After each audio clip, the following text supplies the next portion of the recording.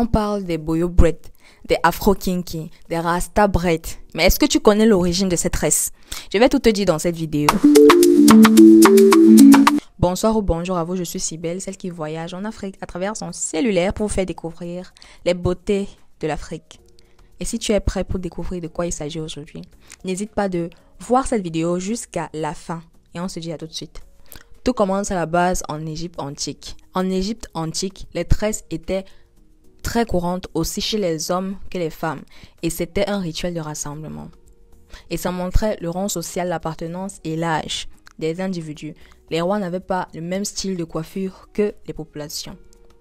Et surtout, les décorations. Ce fait à base d'or, de caurie, était très spécifique, relié à la royauté. Par contre, les simples tresses étaient dédiées aux populations.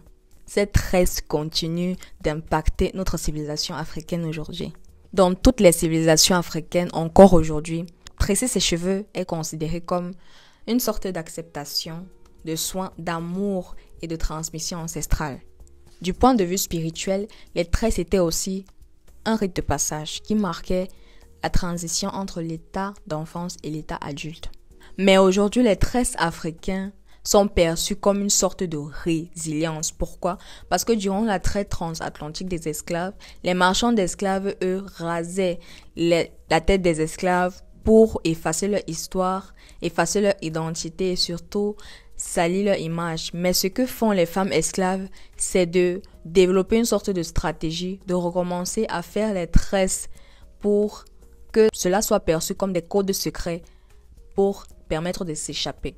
Et cet acte est donc devenu un acte de survie et de transmission africaine, de génération en génération jusqu'à aujourd'hui.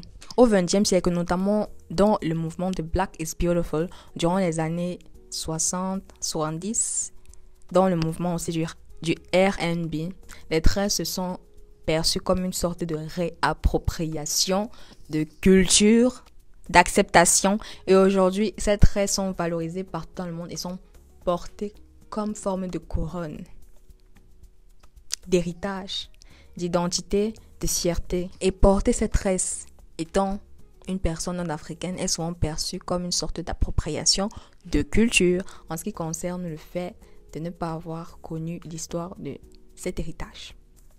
Aujourd'hui, le tresse afro est donc perçu bien plus qu'un style. Elle relie résistance, identité, histoire et continue d'impacter les générations d'aujourd'hui et les générations futures. Il reste dans les annales de l'histoire africaine. C'était tout pour cette vidéo. Si vous avez aimé, n'hésitez pas de liker, de partager, de commenter, de dire ce que vous pensez par rapport au sujet, par rapport aux tresses africaines. Qu'est-ce que vous faites? Qu'est-ce que vous aimez? Et qu'est-ce que vous faites dans votre tribu? Qu'est-ce que vous faites dans votre pays? Quelles sont les tresses que vous aimez le plus? J'attends vos commentaires avec hâte. Et on se dit à très vite pour une prochaine vidéo. Surtout, portez-vous bien et on reste connectés.